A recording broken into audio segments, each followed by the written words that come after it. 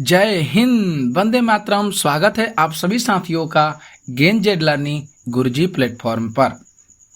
तो पिछली लेक्चर में हम लोग 1 से लेकर 10 तक प्रश्नों को किए थे। पीछे के लेक्चर में वो भी जो प्रश्न किए थे ज्योग्राफी से ही प्रश्नों को किए थे।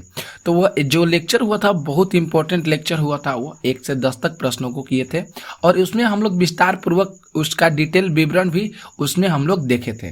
तो उसके आगे की क्लास जो है 10-11 से लेकर हम लोग आज प्रश्नों को स्टार्ट करेंगे उसके आगे। ठीक है, तो आइए हम लोग अपने प्रश्नों को स्टार्ट करते हैं। तो 1 नंबर प्रश्न तो हम लोग कल की लेक्चर में कर लिए थे। इसके आगे के लेक्चर में हम लोग आते हैं 11 नंबर प्रश्न पे। तो आपके स्क्रीन पे 11 नंबर प्रश्न आ गया है। देखिए 11 नंबर प्रश्न को। और साथियों रही बात कि आप लोग टेलीग्राम चैनल को ज्वाइन नहीं किए हैं तो टेलीग्राम चैनल को अवश्य आप लोग ज्वाइन कर लीजिए। डिस्क्रिप्शन में लिंक दिया गया है। जितनी भी सारी क्लास होगी वहाँ पे आप लोग को फ्री में पीडीएफ उपलब्ध होगा। आप लोग पीडीएफ लीजिए और आप उसमें बहुत अच्छे तरीका से पढ़िए कहीं भी। ओके, तो 11 प्रश्न कह रहा है कि निम्नलिखित कथनों पर विचार कीजिए। पहला जो कथन कह रहा है कि सागरों के ऊपर लगभग 30 डिग्री से 35 डिग्री उत्तर और दक्षिण अक्षांश पर विद्यमान 2 कटिबंधों में से प्रत्येक हार्स अक्षांश कहलाता है। 2 कटिबंधों में से प्रत्येक हार्स अक्षांश कहलाता है। अब दूसरा जो कथन है इसका कि हार्स अक्षांश जो होता है वह निम्न दाब कटिबंध होता है। ओके, 2 कथन दिए गए हैं। अब देखना है कि यहाँ से कौन से कथन सही हो रहे हैं।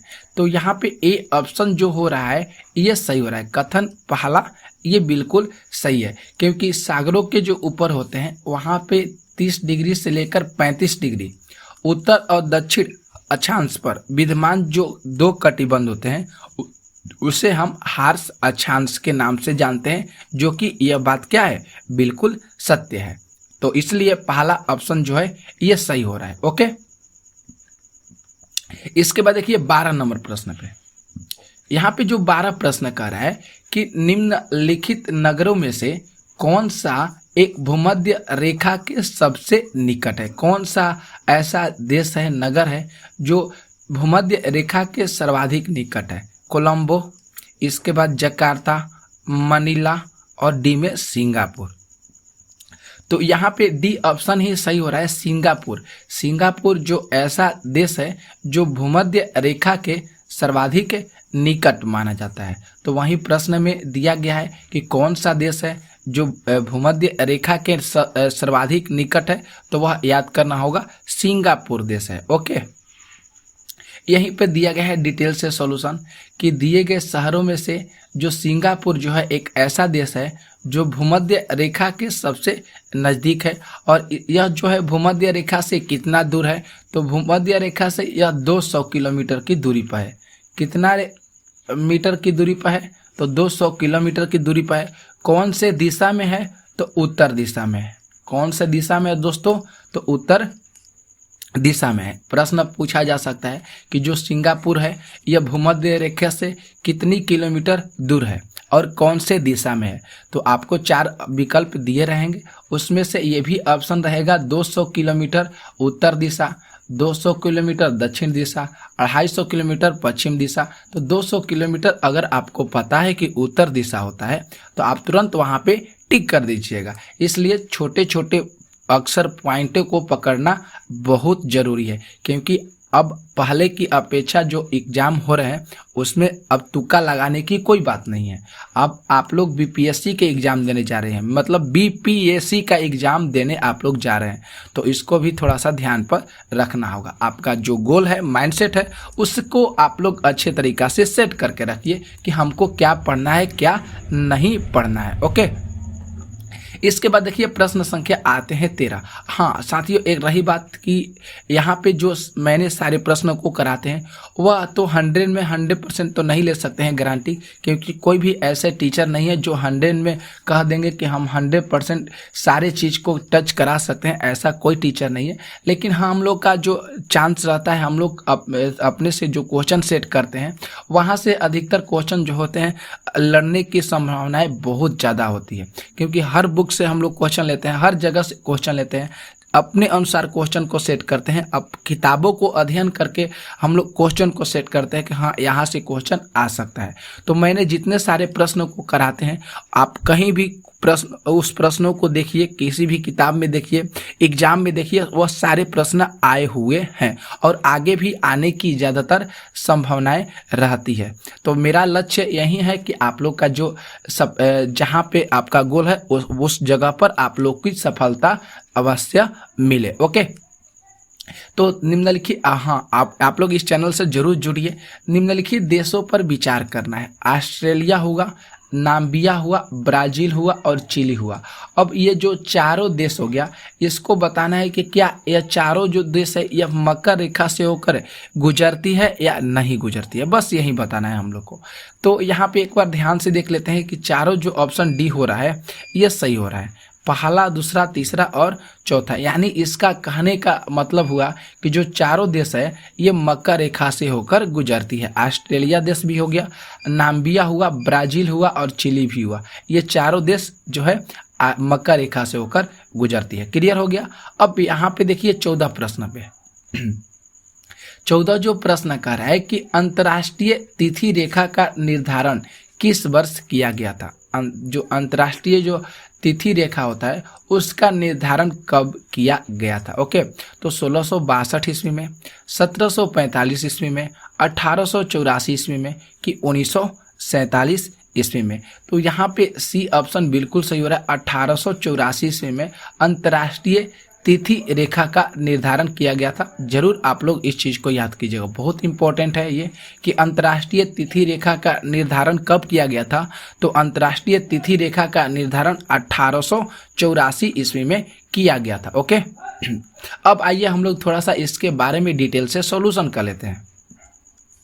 अंतर्राष्ट्रीय तिथि रेखा जो है ये प्रशांत महासागरों के बीच 180 डिग्री यामोत्तर पर उत्तर से दक्षिण की ओर खींची गई एक काल्पनिक रेखा होती है। कौन सा? तो इसका बात किया है अंतर्राष्ट्रीय रेखा का, अंतर्राष्ट्रीय तिथि रेखा का बात किया है कि ये जो अंतर्राष्ट्रीय तिथि रेखा है ये प्रशांत महासागरों के बीच में 180 डिग्री यामोत्तर पर उत्तर से दक्षिण की ओर जो खींची गई एक रेखा होती है वह काल्पनिक रेखा होती है। क्लियर हो गया। इस रेखा पर तिथि का परिवर्तन भी होता है। ये जो काल्पनिक रेखा खींचा जाता है इस रेखा पर तिथि का परिवर्तन भी देखने को मिलता है। और इस रेखा का जो निर्धारण है 1884 में वाशिंगटन में संपन्न एक सम्मेलन में किया गया था। कहाँ पे? तो 1884 में वाशिंगटन में एक सम्मेलन हो रहा था, वहां पर इस रेखा का निर्धारण किया गया था 1884 में। क्लियर हो गया, कोई दिक्कत नहीं हुआ। इसके बाद देखिए आते हैं 15 प्रश्न पे। जो 15 प्रश्न है कि अंतर्राष्ट्रीय तिथि रेखा की स्थिति निम्न में से किसके निकटतम है। बताइए, यहाँ पे बताना है कि जो अंतर्राष्ट्रीय तिथि रेखा है इसकी जो स्थिति है, इसका जो सिचुएशन है वह कहाँ पे निकट है। 0 डिग्री अक्षांश पर निकट है कि 0 डिग्री देशांतर पर, कि 90 डिग्री पूर्वी एवं पश्चिमी देशांतर पर, कि 180 डिग्री पूर्वी एवं पश्चिमी देशांतर पर। तो यहाँ पे डी ऑप्शन सही हो रहा है, 180 डिग्री पूर्वी एवं पश्चिमी देशांतर पर जो अंतर्राष्ट्रीय तिथि रेखा है इसकी जो स्थिति है वह सबसे जो निकटतम मानी जाती है, सबसे निकट मानी जाती है वह है 180 डिग्री पूर्वी एवं पश्चिमी देशांतर पर। ओके, यहाँ पे हम लोग थोड़ा सा डिटेल से इसका सॉल्यूशन देख लेते हैं। छोटे छोटे पॉइंट आपको जरूर याद रखना है, दिमाग में उसको सेट करके रखना है। 1884 में अंतर्राष्ट्रीय तिथि रेखा की स्थापना की गई थी। आपको अभी जस्ट बताएं कहाँ पे, तो वाशिंगटन में की गई थी। कहाँ पे की गई थी? तो वाशिंगटन में की गई थी अंतर्राष्ट्रीय तिथि रेखा की स्थापना। यहाँ पे अगला जो पॉइंट है यह मूल रूप से पृथ्वी की सतह पर 180 डिग्री देशांतर उत्तर दक्षिण रेखा का अनुसरण करता है। कौन सा? तो अंतर्राष्ट्रीय तिथि रेखा। ओके, क्यों करता है ऐसा?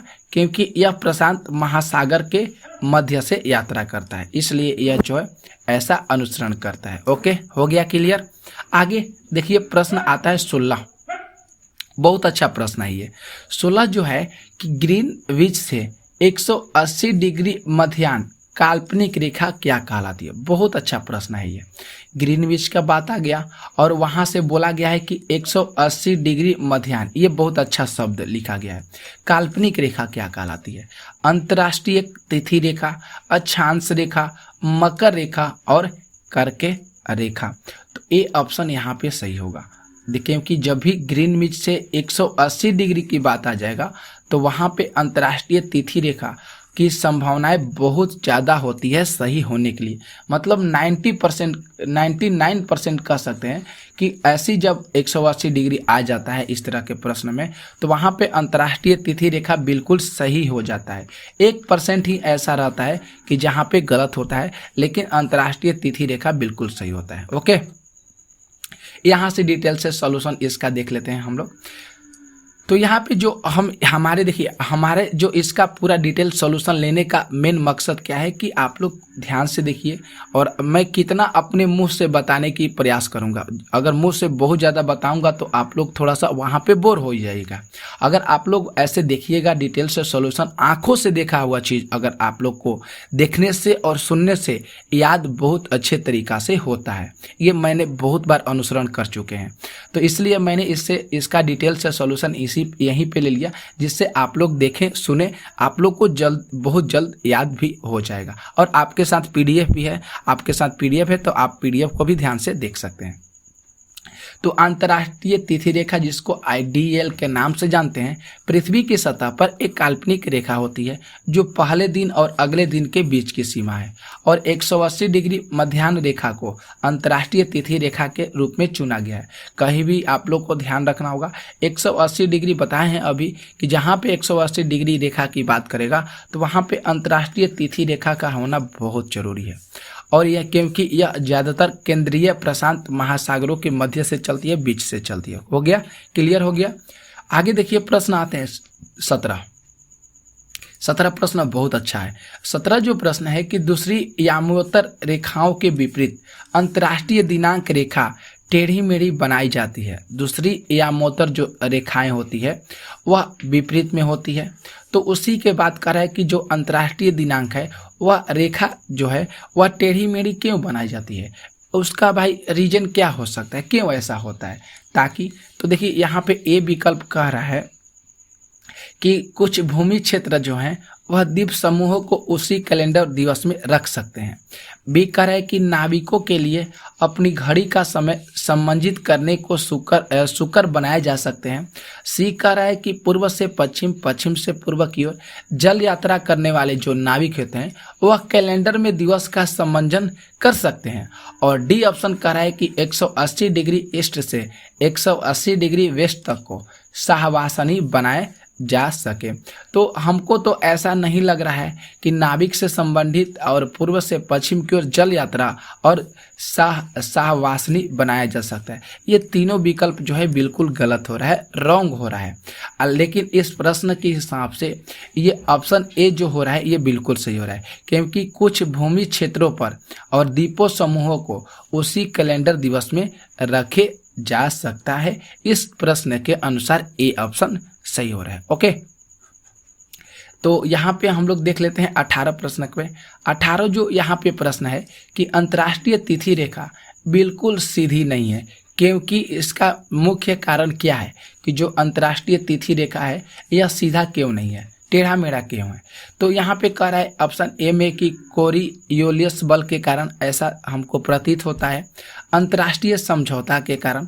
सी कह रहा है कि कुछ देशों के विभिन्न भागों के दिन एवं समय को एक समान रखने की वजह से। कि डी कह रहा है कि उपयुक्त सभी।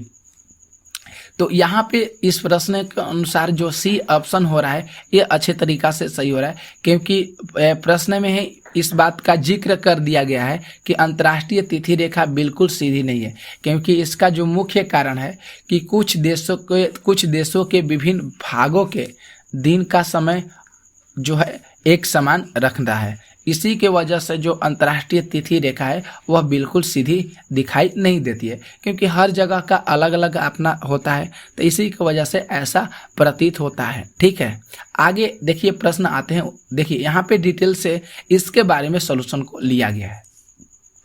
अगर यह रेखा एक सीधी रेखा होती तो एक ही स्थान को दो भागों में बांट देती। अब देखिए यहाँ पे इस बात को विचार करने वाला बात है कि वहाँ पे टेढ़ी के बात बोला था, अब यहाँ पे आ गया कि अगर मान लेते हैं कि यह रेखा सीधी होती, अगर अपना से मतलब कहने का मतलब है कि अगर यह मान लेते हैं कि यह एक रेखा सीधी होती तो यह एक ही स्थान को दो भागों में, एक स्थान को इधर बांट देती, एक स्थान को इधर बांट देती, मतलब दो भागों में बांट देती, और एक ही दिन में एक ही स्थान पर दो तिथियां निर्धारित हो जाती। जैसे कहने का मतलब है एक तरफ भारत हो जाता, एक तरफ पाकिस्तान हो जाता, और इसी को दो बराबर भागों में बांट देती।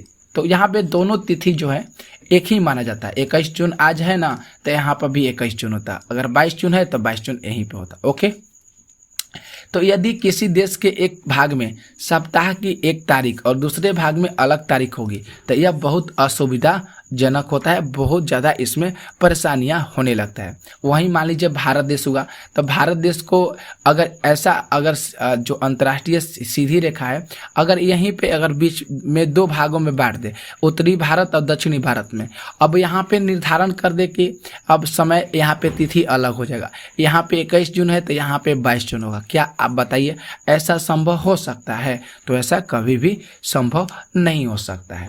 आगे देखिए प्रश्न आते हैं 19 जो प्रश्न है, उत्तरी प्रशांत महासागर में अंतर्राष्ट्रीय तिथि रेखा के विचलन का कारण क्या हो सकता है? जो उत्तरी प्रशांत महासागर है वहाँ पे जो अंतर्राष्ट्रीय तिथि रेखा है उसके विचलन का मुख्य कारण क्या हो सकता है? तो हवाई द्वीप का समूह हो सकता है, एलिवेशन द्वीप समूह हो सकता है, क्यूराइल द्वीप समूह हो सकता है, कि उपयुक्त सभी हो सकता है। तो ये ऑप्शन यहाँ पे बिल्कुल तरह से सही हो रहा है। एलिवेशन द्वीप समूह का होना बहुत जरूरी है। इसके विचलन का जो मुख्य कारण माना जाएगा वह माना जाएगा एलिवेशन द्वीप समूह। ओके, तो यहाँ पे हो सकता है डिटेल से सलूशन है, देख लीजिए। अब एलिवेशन द्वीप समूह आपके दिमाग में खटक रहा होगा कि भाई ये होता क्या है।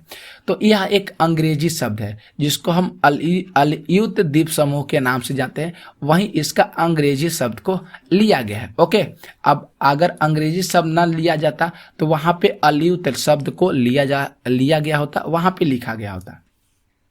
यह जो है उत्तरी प्रशांत महासागर में स्थित द्वीपों का समूह है। कौन सा? एलिवेशन द्वीप समूह, जो अधिकांशतः अमेरिकी प्रशासन के अधीन है। कहाँ, किसके अधीन है? तो अमेरिकी प्रशासन के अधीन है। कौन सा द्वीप समूह है? तो एलिवेशन द्वीप समूह। ओके, यहाँ पहुँचने वाला पहला यूरोप जो यात्री था उसका नाम था बेतुस बेरिंग। इसका क्या नाम था यूरोप यात्री का? बेतुस बेरिंग, जो 1741 ईस्वी में यहाँ पे पहुंचा था। कहाँ पे पहुंचा था? तो एलिवेशन द्वीप समूह के पास पहुंचा था। 1793 में रूसी यहाँ स्थापित हो गया और सन 1867 में यहाँ पूर्णतः रूसों के कब्जे था, जिसे कैथरीन द्वीप समूह के नाम से जाना जाता है। पहले यहाँ पे यूरोप यात्री पहुंचा बेतुस बेरिंग, और उसके बाद 1793 में यहाँ पे रूसों का जो है रूसों ने अपना कब्जा यहाँ पे स्थापित कर लिया, जिसे उन लोगों ने इसकी चीज का नाम दिया कैथरीन द्वीप समूह। ओके, आगे देखिए प्रश्न जो 20 कह रहा है कि यदि अंतर्राष्ट्रीय तिथि रेखा पर दिन के 12 बजे हों, थोड़ा सा इस चीज को गौर से सुनिएगा, ध्यान रखिएगा कि यदि अंतर्राष्ट्रीय तिथि रेखा पर दिन के 12 बजे हों तो उस समय भारत का मानक समय क्या हो सकता है? भारत का मानक समय क्या हो सकता है? तो यहाँ से 6 से 30 बजता, मतलब 6:30 बज सकता है, 5:30 बज सकता है, यहाँ पे 5:30 बजकर सुबह हो सकता है, शाम हो सकता है, 6:30 बजे शाम हो सकता है। तो यहाँ पे बी ऑप्शन सही होगा। 5:30 का शाम जो होगा ये भारत का मानक समय माना जाएगा। जब अंतर्राष्ट्रीय तिथि रेखा पर जब 12 बजेगा तो भारत का जो उस समय मानक समय को लिया जाएगा तो उस समय 5:30 बजेगा शाम का। ठीक है, तो यहाँ पे देख लीजिए डिटेल से सॉल्यूशन हमने बता दिया है कि ऐसा क्यों होता है। तो यह समय जो है ग्रीनविच मेन टाइम, जिसको मेरिडियन टाइप के नाम से जानते हैं, उसमें 5.5 घंटा आगे चलता है, 5.5 घंटा आगे चलता है। 12 बज रहा है तो पता चलेगा कि जो हम लोग का समय है यहाँ पे वो 5:30 बज रहा है, मतलब 5:30 बजने का मतलब जो है शाम हो चुका है। अगर वहाँ पे 12 न बजकर अगर वहाँ पे रात का 12 बज रहा है तो हम लोग का यहाँ पे जो 5:30 जो होगा यह कब होगा, सुबह का होगा। कब होगा साथियों, सुबह को होगा। क्लियर हो गया। अब यहाँ पे कह रहा है कि अतः जब ग्रीनविच में दोपहर के 12 बजे हों तो उस समय भारत में शाम के 5:30 बजेंगे शाम के। अगर वहीं कह देगा कि रात के 12 बजे हों तो उस समय भारत में जो सुबह में क्या बजेंगे, 5:30 बजेंगे। इतना समझ में आ गया आप लोग का। आगे देखिए प्रश्न आते हैं 21 जो प्रश्न है कि पृथ्वी को कितने समय कटिबंधों में बांटा जा सकता है, कितने कटिबंधों में इसको बांटा जा सकता है, 2, 4, 24 और 64। तो यहाँ पे सी ऑप्शन सही होगा, 24 कटिबंधों में इसको बांटा जा सकता है। कौन कौन से है, तो आइए हम लोग डिटेल से इसको समझ लेते हैं। पृथ्वी को एक एक घंटे वाले 24 समय क्षेत्रों में बांटा जा सकता है। एक घंटे वाले जो क्षेत्र होते हैं उसको 24 समय क्षेत्रों में बांटा जा सकता है। इस प्रकार जो प्रत्येक समय क्षेत्र होते हैं, समय वाले जो क्षेत्र होते हैं, वह 15 डिग्री देशांतर तक के क्षेत्र को घेर के रखते हैं। इसलिए 24 समय में इसको क्या किया जाता है, बांटा जाता है। ओके, इसके बाद देखिए 22 नंबर प्रश्न पे 22 जो प्रश्न है कि ग्रीनविच मध्य टाइम होगा, जिसको जीएमटी कहते हैं। आप फोन में देखिएगा तो वहाँ पे जीएमटी लिखा रहता है, जिसको हम ग्रीनविच मध्याह्न टाइम कहते हैं। तथा भारतीय प्रमाण समय, जिसको IST के नाम से जानता है, इसके बीच का जो समय अंतराल होता है वह कितना होता है, 4 घंटे 30 मिनट, 5 घंटे 30 मिनट, 6 घंटा और 6 घंटा 30 मिनट, 6:30 बजे। तो यहाँ पे बी ऑप्शन सही हो रहा है, 5 घंटा 30 मिनट। अभी जस्ट हमने आपको प्रश्नों में बताए हैं कि कैसे कैसे प्रश्नों को पूछा जा सकता है। देखिए पहले जो बताए हैं कैसे प्रश्न पूछा गया था 12 बजे से, अब यहाँ पे इस चीज वही प्रश्नों को घुमा के पूछ दिया गया है कि ग्रीनविच जो मध्य टाइम हो गया और भारत के बीच के जो समय अंतराल होता है वह कितना होता है। तो जब बताएं आपको, जब वहाँ पे 12 बज रहा है ग्रीनविच में, तो भारत में जो समय होगा वह 5.5 घंटा क्या होता है, आगे होता है। तो 12 बज रहा है अगर दोपहर में, तो यहाँ पे शाम को 5:30 बजेगा, 5.5 घंटे का अंतर होता है। बस आपको इतना जरूर याद रखना होगा। ओके, यही चीज हमने आपको बता चुके हैं। ठीक है, आगे देखिए प्रश्न आते हैं 23 नंबर। बहुत अच्छा प्रश्न है ये। 23 नंबर जो प्रश्न है कि निम्नलिखित में से किस स्थान का प्रमाणिक समय स्थानीय समय लगभग एक समान होता है। एक प्रमाणिक समय का जिक्र किया है, एक स्थानीय समय का, जो एक तरह से कह सकते हैं कि सब लोग उसको प्रमाण कर दिया, आज जहाँ पे एक रहते हैं उसका स्थानीय समय हुआ, तो वह लगभग एक समान होता है। कहाँ पे, मतलब कहाँ पे प्रमाणित हुआ है, नई दिल्ली, नैनी, अहमदाबाद की रांची में हुआ है। तो यहाँ पे बी ऑप्शन सही होगा, नैनी में हुआ है, कि स्थान का नाम है नैनी, जहाँ पे प्रमाणिक समय और स्थानीय समय लगभग एक समान देखने को मिलता है। ठीक है, नैनी जरूर याद करिएगा। ओके, 24 जो प्रश्न है कि भारत के सर्वाधिक पूर्व एवं पश्चिम में स्थित स्थानों के स्थानीय समय में कितना अंतर होता है। भारत के जो सर्वाधिक पूर्वी और पश्चिम में जो स्थित स्थान है और वहाँ के जो स्थानीय समय है उसमें पूरब और पश्चिम के बीच में कितना का अंतर होता है समय का, 1 घंटा, 1.5 घंटा, 2 घंटा की 2.5 घंटा। ठीक है, मतलब 2.5 घंटा। तो यहाँ पे जो ऑप्शन सी हो रहा है ये सही होगा, 2 घंटा का ही अंतर होता है दोस्तों।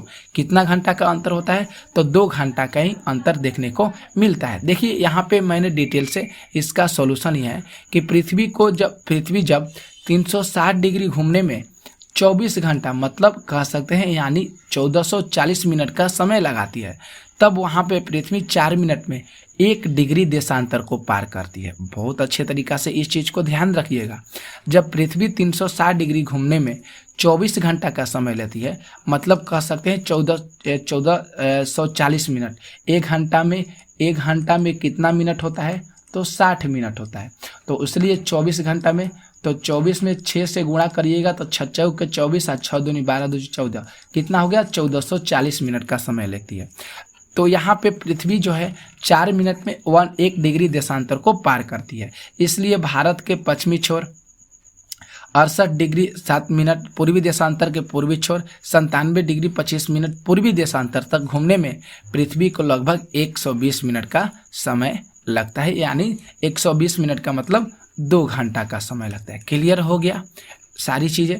और यहाँ पे बताया गया है कि वह जो राज्य है भारत का, अरुणाचल प्रदेश एवं गुजरात के मध्य समय में 2 घंटा का अंतर होता है। प्रश्न पूछा जा सकता है इस चीज़ को, कौन सा राज्य है जो भारत का 2 राज्य हैं जहाँ पे जो ग्रीनविच जो मध्याह्न टाइम होता है उसके बीच में जो 2 घंटे का समय का अंतर होता है, कौन सा राज्य है, तो अरुणाचल प्रदेश और गुजरात रहा है। ओके, आगे देखिए 25 प्रश्न पे।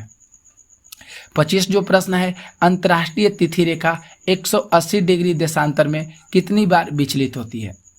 4 बार, 8 बार, 60 बार की 10 बार, कितना बार विचलित होती है? तो यहाँ पे ऑप्शन ए बिल्कुल सही हो रहा है। 4 बार जो है अंतर्राष्ट्रीय तिथि रेखा जो है वह 180 डिग्री देशांतर में 4 बार विचलित होती है। ठीक है, आप डायग्राम में देख सकते हैं। यहाँ पे देखिए बताया गया, यह पूर्वी और पश्चिमी 180 डिग्री रेखा के देशांतर के बीच 24 घंटे या कह सकते हैं 1 दिन का अंतर होता है। अगर वो पश्चिम से पूरब की ओर यात्रा करते हैं तो उसकी यात्रा 1 दिन की बढ़ोतरी हो जाएगी। अगर पूरब से पश्चिम की ओर यात्रा करते हैं तो उनकी यात्रा में 1 दिन की बढ़ोतरी हो जाएगी। अरुणाचल प्रदेश से अगर आप गुजरात जाते हैं तो वहाँ पे आपको देखने को ऐसा चीज़ मिल सकता है। 26 प्रश्नों को देखिए। 26 जो प्रश्न है कि अंतर्राष्ट्रीय तिथि रेखा 180 डिग्री यामोत्तर से अंतर करती है, इस जिसके क्या दिक्कत है? तो एक ही प्रशासन के अंतर्गत द्वीप समूहों को विभाजित न करे, प्रशांत या करिएगा प्रशांत महासागर को 2 बराबर भागों में विभाजित करे, बेरिंग जल मरुमध्य को विभाजित न करे और एक ही प्रशासन के अंतर्गत भूभागों को विभाजित करे। तो 26 नंबर जो प्रश्न है बहुत अच्छा प्रश्न है। तो यहाँ पे ए ऑप्शन सही हो रहा है कि एक ही प्रशासन के अंतर्गत द्वीप समूहों को विभाजित न करे। जो अंतर्राष्ट्रीय तिथि रेखा 180 डिग्री है, यह एक ही जगह को 2 भागों में न बांटे। अगर एक ही जगह को 2 भागों में बांट देता है तो वहाँ पे जो दिनांक है वहाँ पे वह चेंज हो जाएंगे, अलग अलग दिनांक हो जाएंगे, जिसकी वजह से वहाँ पे गड़बड़ हो जाएगा। तो एक यहाँ पे ए ऑप्शन सही हो रहा है कि एक ही प्रशासन के अंतर्गत द्वीप समूहों को विभाजित न करें। तो बता दिया गया है कि 1884 में अंतर्राष्ट्रीय तिथि रेखा की स्थापना किया गया था, फिर से हमने बता दिया। और यह मूल रूप से पृथ्वी की सतह पर 180 डिग्री देशांतर उत्तर दक्षिण रेखा का अनुसरण भी करता है, क्योंकि यह प्रशांत महासागर के मध्य में यात्रा करता है। सारी चीज़ आपको बता चुके हैं। 27 नंबर प्रश्नों को देखिए। 27 जो प्रश्न है कि यदि किसी स्थान का स्थानीय मानक समय ग्रीनविच 12 घंटे आगे है तो वह स्थान स्थित होगा। देखिए ये प्रश्न भी घुमा के पूछा गया है। अगर आप लोग समझ गए होंगे अच्छे से तो इस प्रश्न का उत्तर आप लोग के दिमाग में बहुत अच्छे से हो गया होगा। तो देखिए देखने से लग रहा है कि 180 डिग्री ईस्ट ही सही होगा, क्योंकि 12 घंटे का आगे का जिक्र किया है तो वहाँ पे 180 डिग्री ईस्ट ही होता है। वह स्थान स्थित कहाँ पे होगा? 180 डिग्री पूर्व में स्थित होगा। ठीक है।